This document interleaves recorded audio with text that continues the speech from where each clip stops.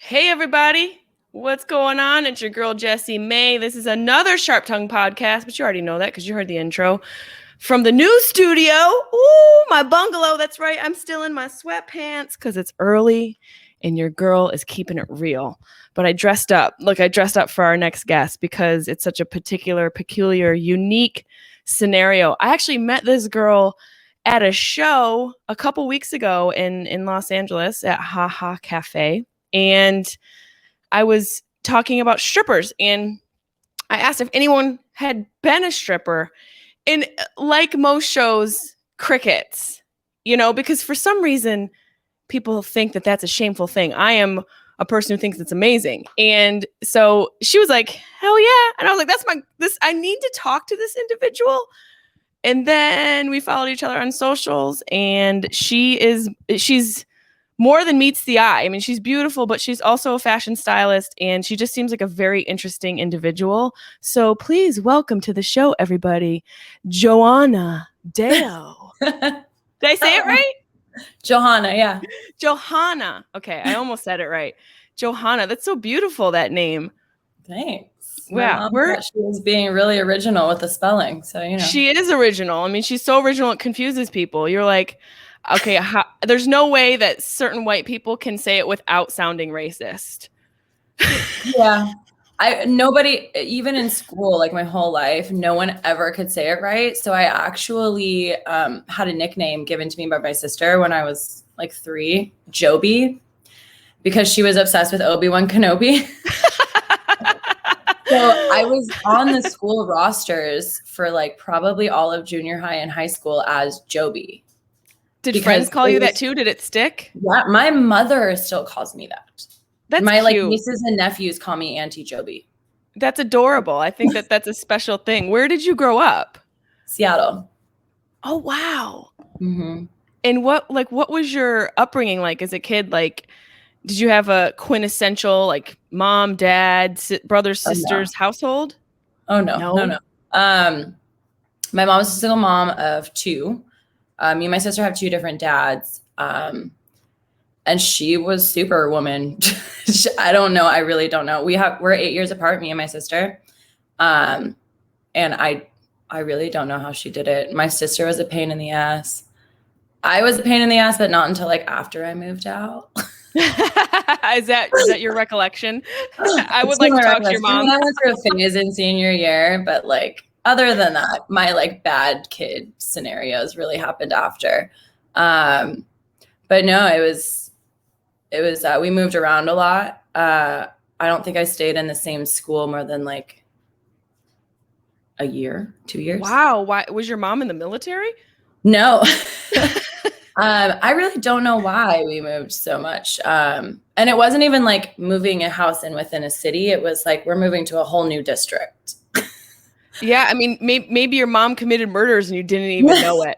You guys were like in the WPP. You know what? She got away with a lot of shit that I probably still don't even know that she did. She was like the CIA. She would take pictures of our shoes at night and the place that they were so that she would know if we snuck out in the morning. Damn. I That's learned actually genius. I'm going to have to tell my sister that because she has a daughter who's very young, but it's crazy, but sometimes being a mom, you have to be crazy in order to protect your kids. Like that's kind of level genius, CIA level genius. Yeah, she learned from my sister, let's say. Yeah. So your sister kind of somewhat fucked it up for you, but it sounds like your rebellion didn't happen till you could be rebellious. Yeah. Well, I rebelled for like 2 weeks in senior year because I was like, what does that mean? I snuck out all the time and I really just didn't care that I would get caught.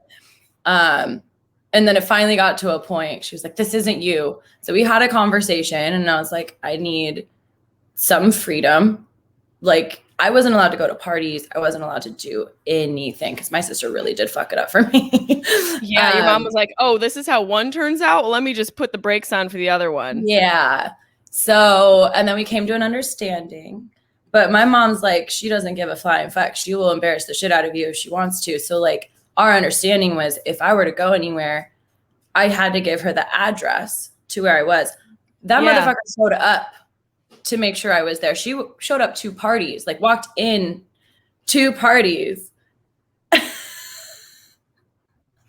I mean, talk about next level embarrassment. But it makes me want to make a movie about your life and your mom, because again, sometimes you have to go to these, you have to literally be like, fuck it. As a mom, I don't give a fuck what I look like.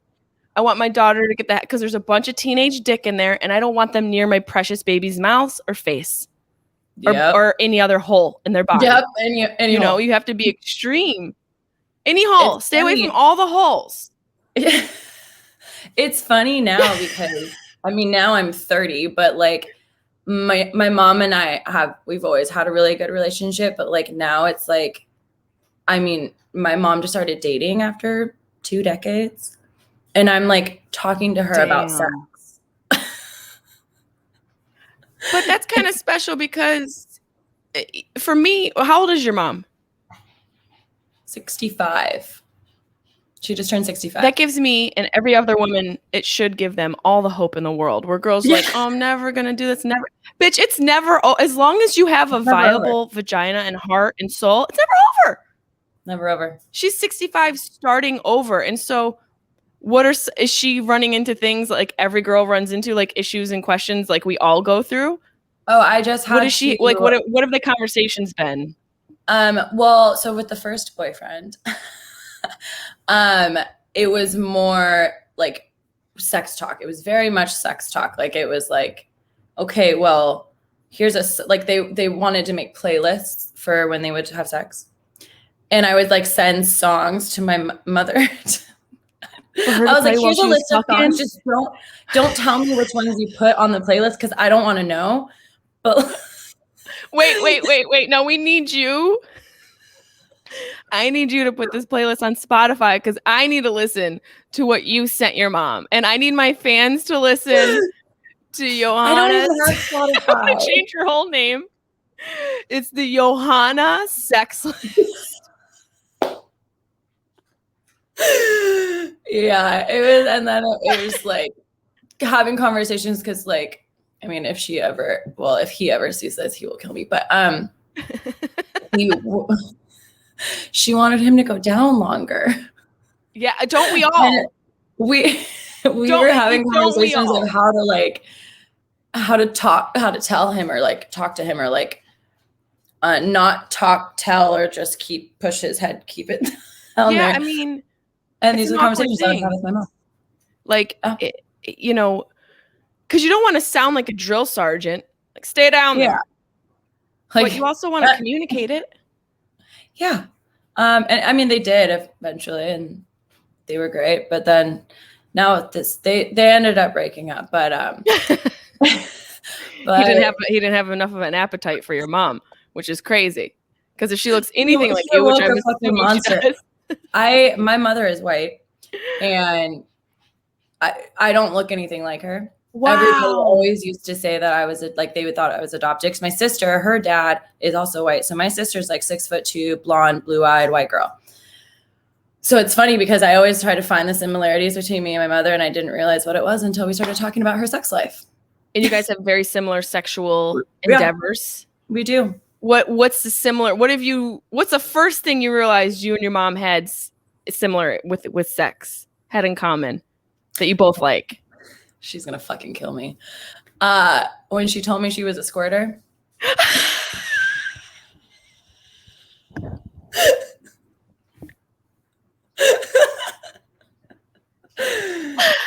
dead. I had no idea it was gonna. Oh my God. I didn't know that was a genetic trait. Your mom, can we talk? Okay. I sound like fucking Joan Rivers. I taught myself how to squirt because I'm not a natural squirter. I'm more of like a gusher. Like I have squirted per se, but like I'm more just like it gushes out. It gushes out. Well, that's a good thing for your vagina, because you want it to, like, that's protective. You know, you would think Mother Nature would just make us all gushers so that we could avoid a fire, like causing a friction fire in between our legs, because we've gone so dry because the guy just has stopped trying, and we've got to pull all the weight. It would be nice if we were all gushers, but not all of us are. I Googled how to squirt, and I literally went step by step, and it worked. I didn't know that was a thing you could teach yourself. You I can. think more people need to know this. You can teach yourself. I probably should do a home video, but not like an actual video, but just like a verbally instructive squirt session for my girls. But yeah, because there's a actual G spot in there, and I thought it was a farce until I found it, and I was like, oh, guys need to see this video too. Guys need to see it too. I will make it for all people who are having the sex and want to learn how to squirt, because it's a lot of fun. It truly is. I called my man. The guys are like, oh my God, I'm a god. Right. They feel like gods, and we want them to feel like gods, because then they go down on us like the goddesses we are. You know, that's so great. Did you lose your mind? Did your mom literally, now I'm sweating. Did your mom literally go, I'm a squirter? I don't even remember how it came up, honestly. Oh my God. I just remember her saying that, and I was like, wait. And then I literally was like, Mom, I found out what I got from you. Yeah, you're like, I got love and support and boundaries. And I also squirt. So if your mom is white, then what about your dad? What's your dad's scenario? Because you haven't mentioned him once. And I hate to make it sound like a stereotypical thing, because we are going to get into a stripper scenario, but where's dad? So my mom and dad got divorced when I was 3. My dad was born and raised in Fiji. Yeah. Was your mom on a cruise? He is Fijian. Most people don't even know that's a thing. It's a thing. Well, no, I know it's a thing because I've always wanted to go to Fiji, but the only Fijian thing I know is water. Yep. I don't know a Fijian person. Untouched by man. Well, except for your mom. I'm sorry. Oh, what's your mom's? We don't have to say your mom's name. God, Mom, you've done a great job. How the hell did they meet? So he has 13 brothers and sisters. Oh fuck! Is that the island life? Jesus, island life. It's like it's almost like tribal island life. Like it's like you have a bunch of kids to kind of support the family.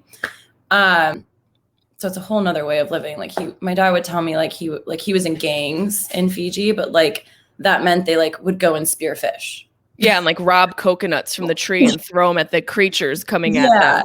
A Fiji gang, they just make rafts, and they have like raft races. Like Pocahontas. Yeah. They spell things out in the sand, and they have to like guess what it says the fastest. What do Fiji gangs do? And in my head, like as a kid, I picture like my dad living in like teepees and shit. Like I literally pictured Maui from Moana, and that's not even like the same. I'm like, and he's like tatted. My dad's really dark. Like you can't really like tell that much that he has tattoos as much as he has, but he's like full tatted. And like where hands is he now? And all. It's weird, and it's like the stick and poke. Oh yeah, it's like like with the sound of the original tattoo. Yeah. Wow, your dad's a badass. We need to write this movie for you. I'm actually so I started therapy, and my therapist on the first session told me I needed to write a book about my life. Honestly, I've embarked on that endeavor myself, and it is extremely cathartic. And it also is. Through the journey of reliving your life and your past, you learn new things about your family and yourself, and you have a new appreciation for where you are and how you got to where you became to be, you know? Yeah. So I started an outline of my life. I think I'm already intrigued. I mean, I told you just from the way you responded at the show, I was like, oh, this girl's she's got some magic in her. She's got, you were so far away, but I was like, there's a magical aura around this one. I could feel it. Where's your dad now? So you guys have, even though your parents are separated, you have a relationship. Relatively, yeah. A little tumultuous. So his whole family moved to Vancouver, Canada when he was 13. So that's how they met, because my mom grew up in Seattle. They met in like a bar in Vancouver, I believe. But so when they got divorced, my dad moved back to Canada. And he's always been in my life. We've had issues. He wasn't like there in my life.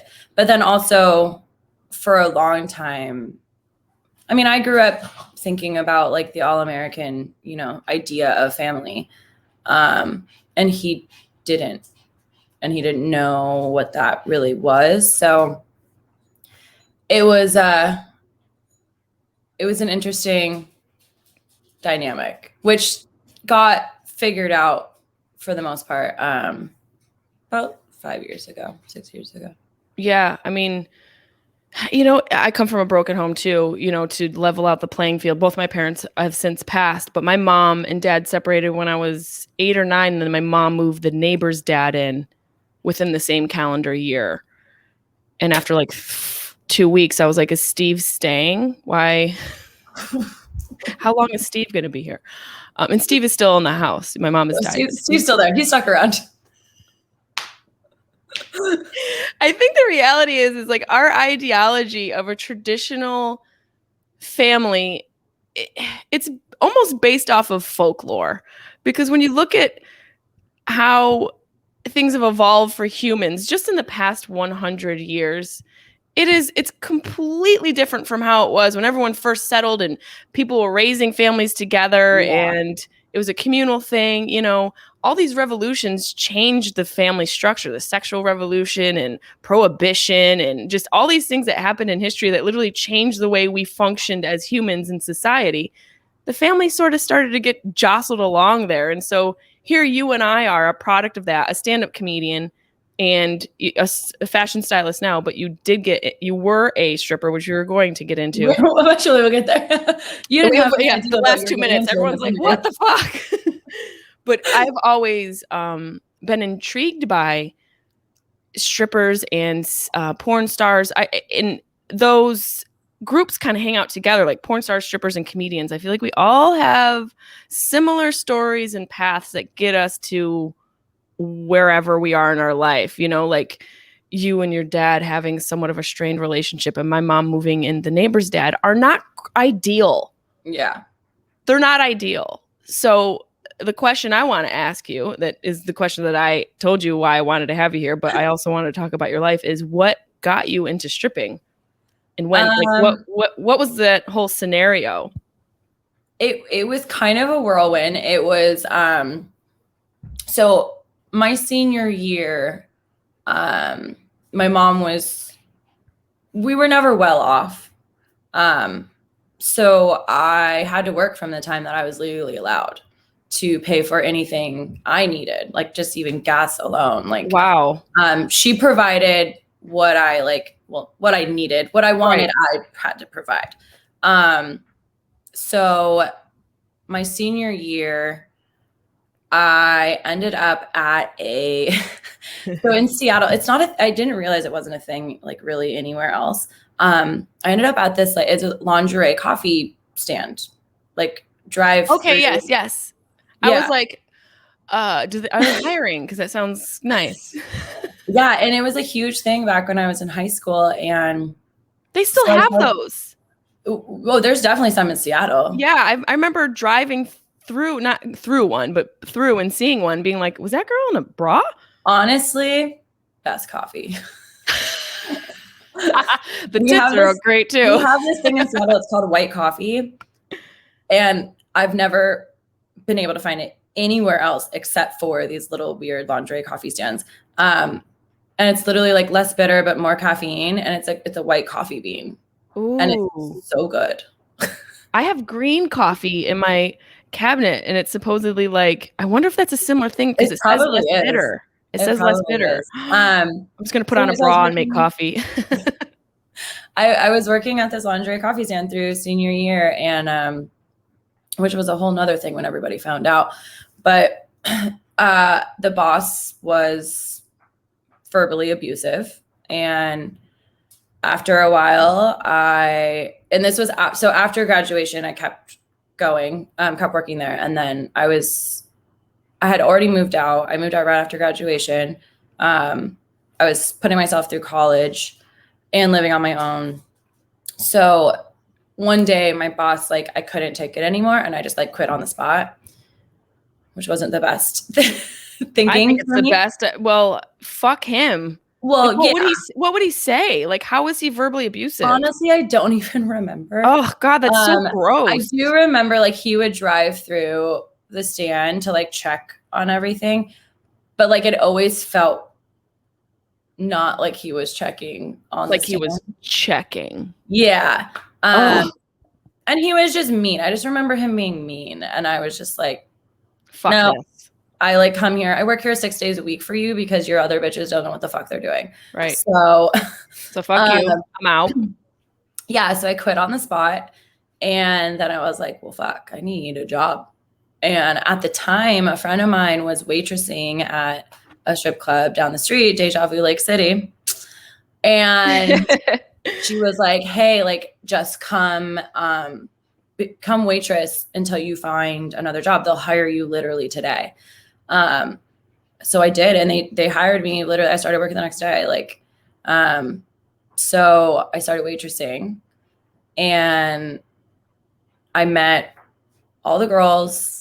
And of course, like, every time you go to like serve a guy, they're like, why aren't you on the stage? Oh my God. You're beautiful. I'd spend so much money on you. Like, all this stuff. And I was still like, no. And then as I got to know some of the girls that were the dancers, when it was dead, we would like fuck around, and they would like teach me tricks on the pole, and I was like, having fun with it. And then you just also you're watching all of these girls on the stage and in Seattle, it's full nude because there's no alcohol. Yeah. No alcohol. I mean, there's no alcohol in the strip club so that they can get fully nude. I mean, I'm going to open up a fucking beer tent outside of strip clubs in Seattle. I'm going to open up a tequila tut. Right. So you just kind of get numb to the idea of being on stage. It becomes normal. And you meet all these girls, and they're great girls, and you're like, oh, this isn't what you think what I used to think it was. And then one day, it was around Halloween. I remember that for some reason. It was around Halloween, and they didn't have enough dancers come in. And so my boss took me in the office, and he was like, hey, I know you've been like thinking about it. But if you want, I don't have enough people. If you want to start dancing, I'll waive your rent for the week. I'll buy you your first 2 outfits, and you can just start today. He's like, can you put on a strawberry shortcake uniform? I need you to get on stage real quick. That's right. You have to like strippers rent the poles. Yeah, it was like, well, and what's funny is there was a lawsuit that happened after I had already I left Seattle. I was in LA for years by the time I got this letter. There was a lawsuit because apparently you're not allowed to do that. I didn't know that, but it was like 100. It's a shady business. I mean, it definitely the rules are made by men to make money off of the girls who should be making all the money. This isn't a fucking hair salon. You know what I mean? Like, this is that's really how they totally different type of business. $100 a night or day, whatever. You could work as many hours or as less hours as you wanted to, but you had to pay $100 to be there. And how many girls would worked at the place that you worked at? I don't know what the full roster was, but maybe like a dozen, maybe like a baker's dozen. No, I mean, I think it was like at least 20. I mean, so this guy's he's making his money each night with these girls. I mean, I know everyone's not on the clock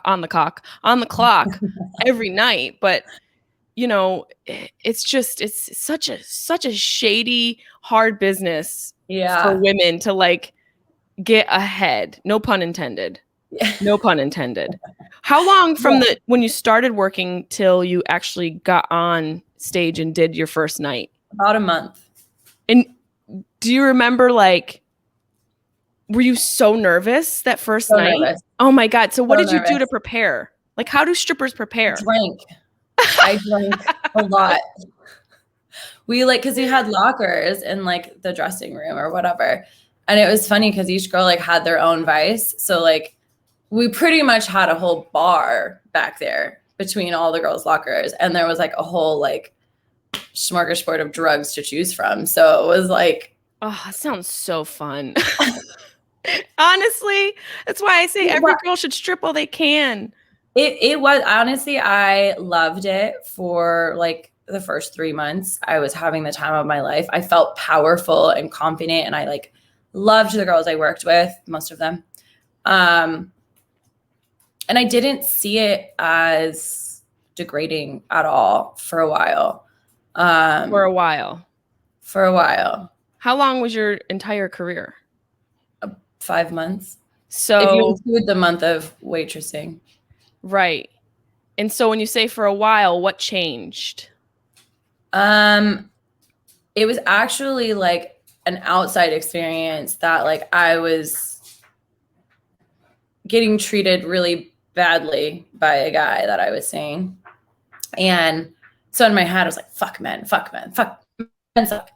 And I would go to work and I would have that same mentality. So when I'm on stage, I'm literally like in my head wanting to like beat every man looking at me. Like it was not, I was like, fuck all of these people. Why am I on this pole right now for them?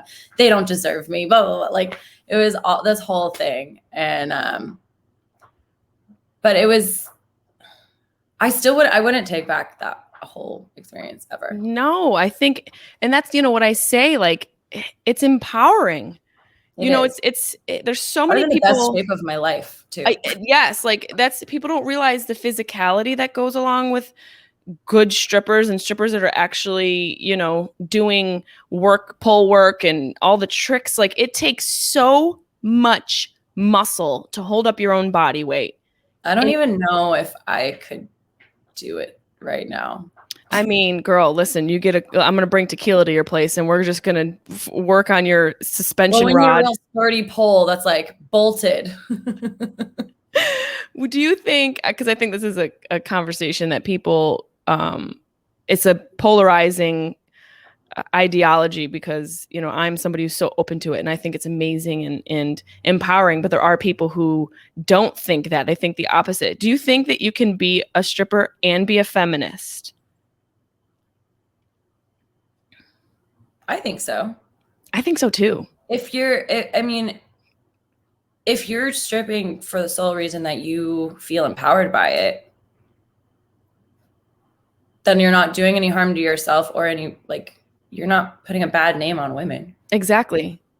And it's a choice and you're using your body and your expression to make money. Like, so what's the difference besides that and like some woman dumbing down her true gift because she wants to work a job that's safe? To me, that's more anti-feminist than somebody embracing themselves and their body. I mean, and it's the same idea or same concept as you work in an environment where you're being sexually harassed by a superior, but you're not saying anything because you want to move ahead. Like you're essentially that's the same mindset, or actually it's a worse mindset than a stripper, because a stripper is technically being sexually harassed, but I'm doing that to basically use you to get money. Right. They're doing it to try to get ahead, which they don't even know if they're ever going to. Yeah, it's baffling. Like that's like such a great way to put it. It's just like it's very clear what the difference is. What do you think? Control. When you're a stripper, you're in control. Right. Of your environment and of what is going on, and you also can set your own boundaries. And well, speaking of boundaries, what goes on in those fucking back rooms? There's always like the thing behind the stage in it. There's like a cloud of dry ice that comes out. And then the champagne room. Yeah, the champagne room. That is, I mean, obviously there are laws, but it's also kind of up to you, what you choose to do. And also there's a lot of, like, my strip club wasn't very strict on their girls. They kind of just let them do whatever the fuck they wanted, even though it would be against the law. But you guys were fully nude. That has to open up more opportunity for there to be things that elevate. Dances weren't. The lap dances. Oh, okay. I'm just picturing like My butthole cat on is denim. scratching the box behind. Oh, it's fine. My dog is over here having a sneeze attack. I don't know if you can hear him. He's like, so I forgot what the question was. I actually just ended saying I'm over here imagining butthole on denim, like for the lap dances, because it was fully. Yeah. So when you do lap dances, you put clothes back on? Yeah. So after stage, because like the way it works is like you go on stage. Also, you get to pick like your whole performance. So you pick your songs and your outfits and like your whole kind of persona. And you can change your persona every time. You can just tell the DJ what I don't even know what we called it, what performance we wanted to do. I was just in one, but whatever. What was your song? Did you have one song? We always had a 2 song. Okay. And I would dance to Evanescence. Which Evanescence song? Oh my Call Me When You're Sober. And oh my gosh, what was the other one? It was whatever their other like really big hit was. Daddy, Where Are You? No, I'm just kidding.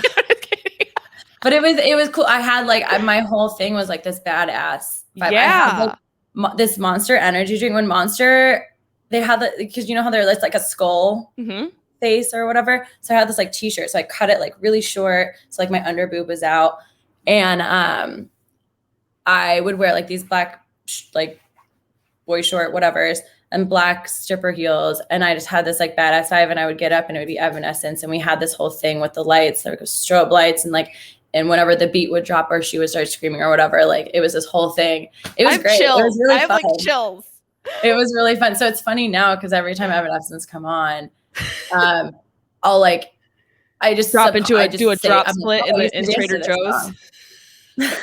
You do a drop split in the produce department. My friends forget. Like, I mean, most of my friends know I was a stripper. I'm sure some of them didn't, and they'll know now.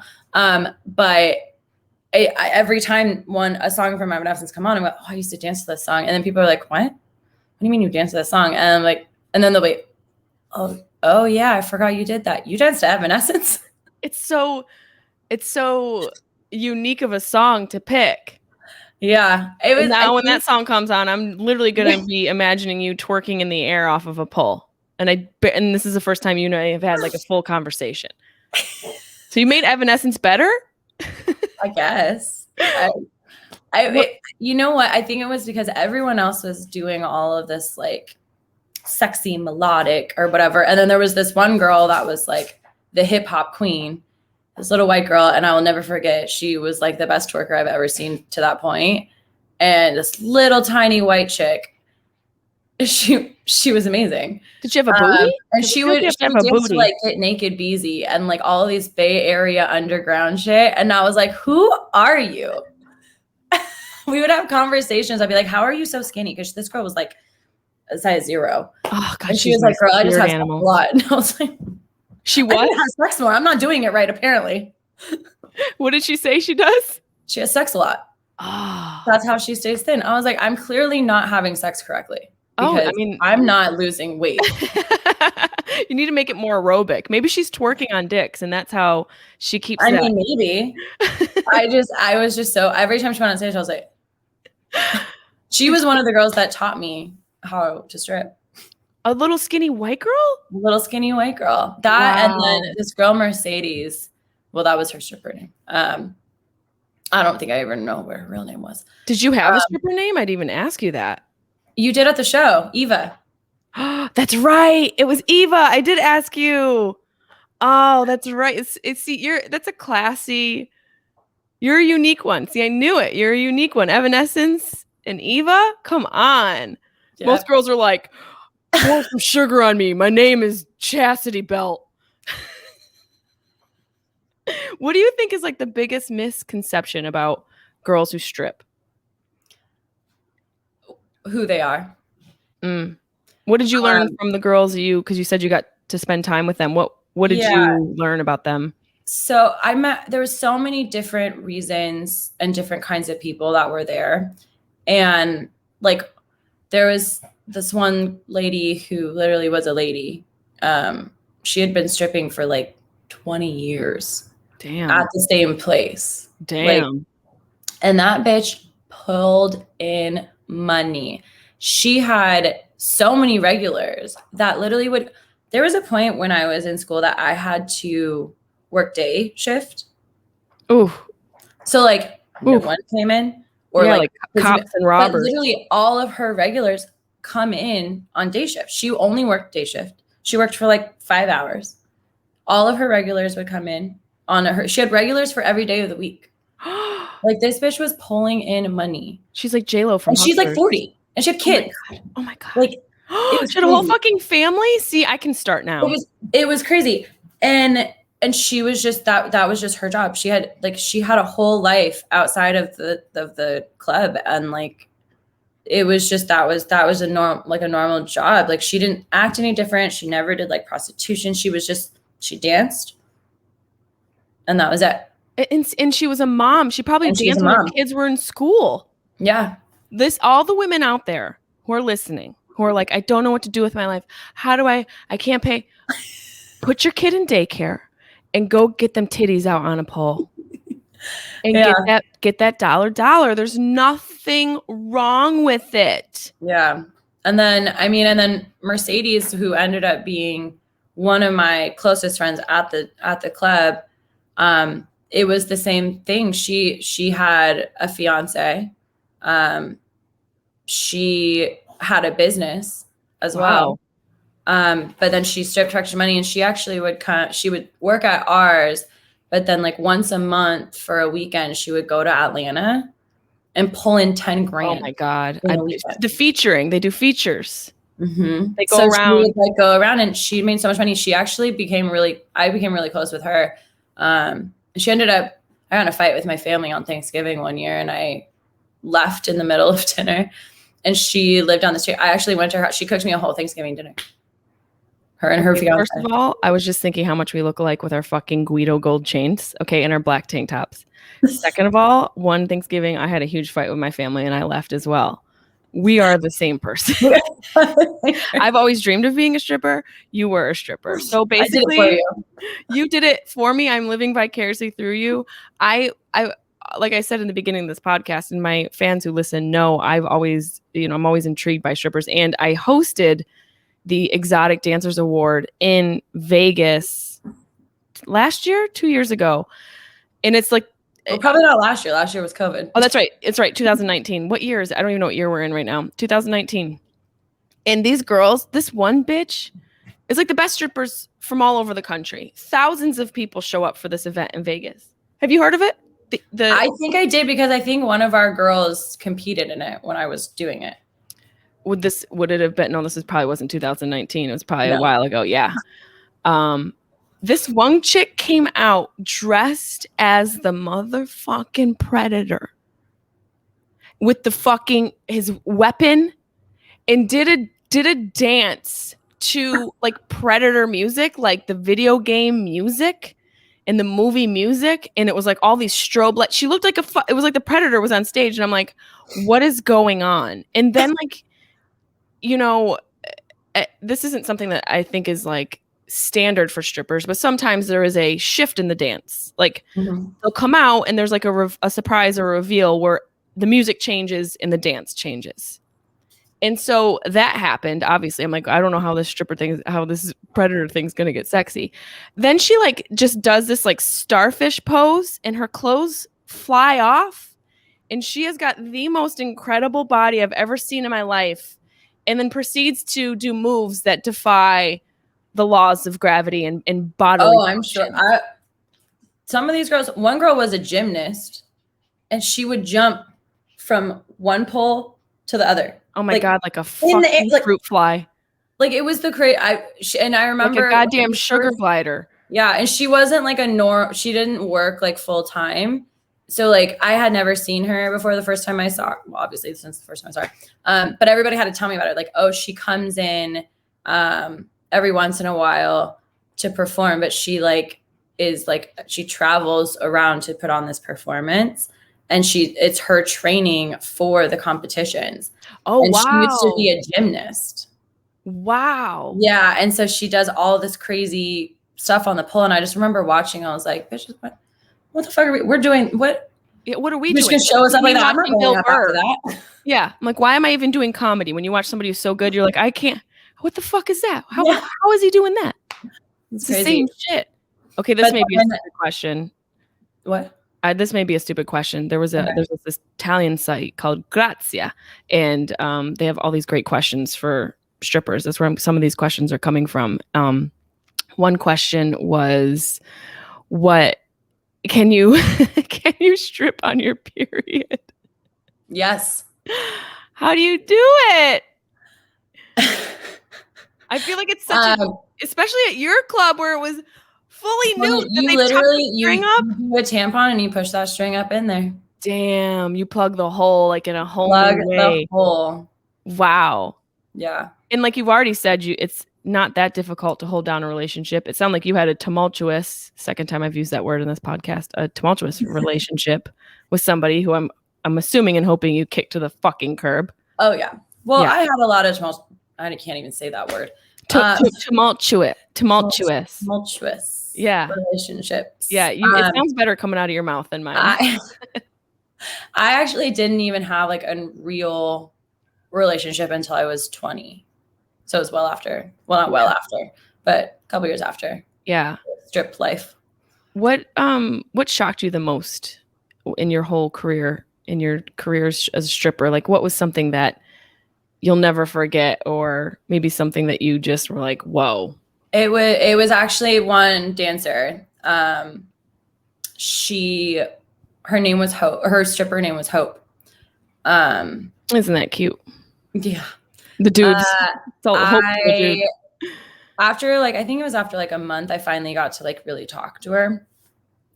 And the reason she was stripping was because she had cancer and her insurance wasn't paying all of her medical bills. And that was the only way she could afford to keep up with her treatment. That's why I'm so glad, not that she had cancer, but I'm so glad that you agreed to do this, because I wanted to break the stigma. Like, and I worked in a strip club for a day and a half when I was in New York. It was Flash Dancers on 51st and Broadway, and I needed money. I was broke, and I went in. I was a waitress, and I just got freaked the fuck out. And I don't have any regrets, but I really wish I would have just kind of done what you did, like stayed and got to know the girls, and broke my judgment of what I thought everything was, just because I was such a wide-eyed, doughy deer. I didn't know anything. Yeah, but there's so many misconceptions about strippers, and one of them is that they're dumb. The other is that they all have daddy issues and that they're sluts. And it's like, this is a perfect example of somebody who really needed to figure something out. Was she good at stripping? Yeah. Yeah. And she had the cutest little body. She was this little thing. And you never would have known. And I don't even know how she did it. I'm like, if you're going through chemo right now, how the fuck are you doing this? Like, how the fuck? I mean, most people when they go through chemo, they're so exhausted. Did she lose her hair? I remember her hair being short. So I don't know if it was like a wig of short hair. I mean, you could do a buzz cut, and that's a vibe. That is it. Well, nowadays, not back then. It wasn't. Yeah, I guess not. Back then, they wanted like that long ass, my dirty ass. I look like a stripper who it was like, it's Sunday morning, my shift's over. I've had a long weekend. I don't know why I sound like that. What? Do you have any regrets about your career as a stripper? I don't. I kind of look back and I just look at how lucky I was. Because it did take a toll on me towards the end, because I was so young. I was 18. I didn't know who I was at that point. I was still figuring myself out. And so when you're put in that situation, you end up forming this perception that you think is real. And you think that, yeah, I can handle it. I'm strong enough for this. I'm like good. But then you're not noticing the toll it's taking on you. And so towards the last like month, I was self-medicating throughout all of it. I couldn't get on the stage or do lap dances sober. What were you self-medicating with? That's when I started Coke. Wow. And drinking as well. What? And drinking. Oh yeah, lots of drinking. Yeah. And it actually wasn't, I didn't really leave on like my own. I didn't like have an epiphany and like leave. It was the restaurant, my last restaurant job, before I started the bikini stand, one of the chefs ended up coming in. Nobody knew what I was doing. He ended up coming in and saw me, and we talked for a little bit. And then literally that like 2 days later, he brought in like my entire staff. Were you mortified? And I was mortified, but then so they came in while I was on stage. That was mortifying.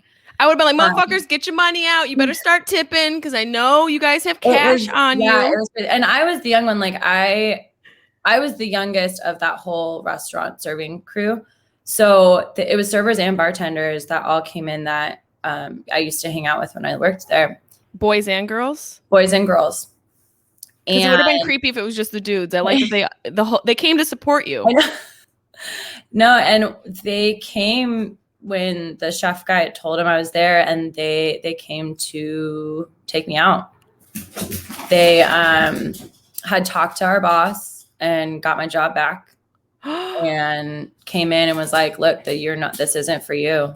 And here I am thinking they're like, let's do shots. Let me get a lap dance. They're like, get off the fucking stage, John. They were like, we talked to Brian. Your serving job's waiting for you if you want it.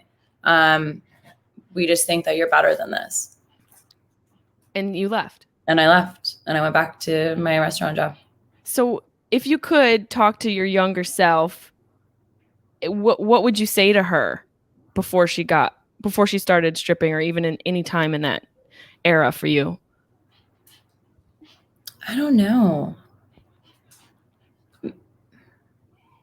It's hard because it's like, it would be easy for me to say, oh, like, be stronger. You're better than that. Don't even think that you can't do better. But at the same time, I wouldn't know that without having gone through it. It's a great point. Sometimes you have to go through the shit in order to shine and realize you're worth it. Honestly, I appreciate my knowledge of those people,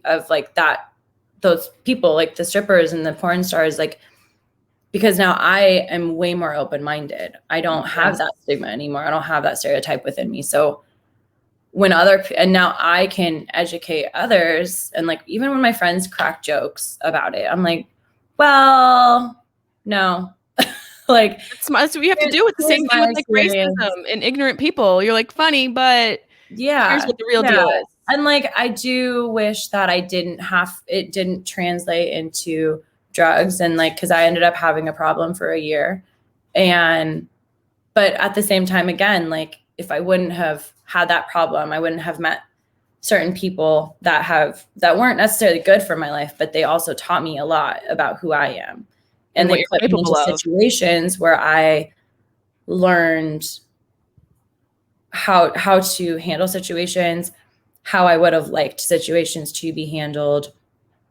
And so now I project that into my life now, where if I look at situations happening around me to people that I love, and I know exactly how they're going to feel or react because of all of the experiences I've had to deal with in my life. So I can empathize and actually understand what they're going through and feel that, and actually be there in a real sense, rather than the, hey, I'm here for you kind of sense. Yeah. Well, it's really beautiful. It truly is. And I'm a firm believer that but when you go through very hard times, that they reveal miracles to you down the road. You know, there's a gift in all the experiences we have, and going through challenging eras of our lives are the most important, life-changing and life meaning, giving your life meaning in your entire lifespan. You know, the hard times are the ones that really show you what you're capable of. I guess my last question is, what would you say to any girl or woman who's listening who's considering starting to strip? What advice would you give her? I would say go into it knowing your boundaries. Don't go into it blindly, because then you open yourself up to doing things that you might regret later. And also, own it. Don't go into it embarrassed or ashamed that you have to do it. If you have to do it, if you are considering it because you have to make money, you have to live, then you're not going to feel empowered. You're right. not going to, and you're going to fall into the shameful spiral that will follow you after you leave. If you even can get out, because if you're so ashamed, you might not be able to leave. Girl, you're dropping all sorts of fucking knowledge on this shit. She said this shit's gonna follow. It follows. It follows. The shame shadow is gonna be, hey, remember that shit? Oh yeah, you're not worth it. You're not worth it. That's so fucking insane. I wrote a paper. I actually wrote it because I was in school. I was in college while I was there, and I think it was like English class or something. I had to write a paper about a challenge or something, and I wrote about stripping. And my English teacher pulled me aside after class, and he was like, I want to say that I appreciate you being so honest. Do you still have the paper? I don't think so. God. I wish I did. Okay. I have a lot of my old school papers and poems and shit, but I don't think I have that one anymore. You should look and find and research and put that in your book.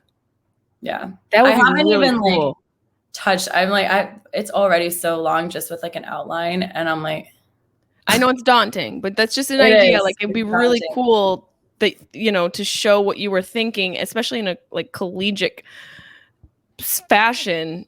It's hard to remember some of those things too. Like I'm trying to like go back and like remember different scenarios. And then I feel like maybe after I look at the scenarios, I can go back and like try to remember, okay, so let's put myself back in this scenario. What was I thinking at this time? Like, right. It's hard enough on this guy's lap and he smells like sausage. Go.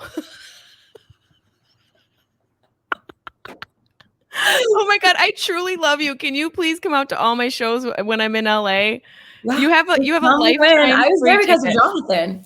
Oh, he's one of my. I was just with him last night. He says hi, by the way. He told me to tell you he says hi.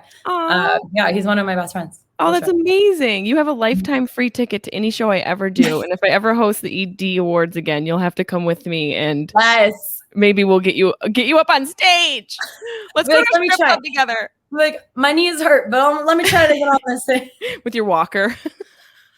We'll both go when we're like elderly. That would be amazing. What now you're a fashion stylist, so tell my fans where they can find you, tell them your IG and where they can follow you and all that. You basically just IG for now. I have a website, but that's more for like work. So my IG is I am J Mani, my last name, Mani.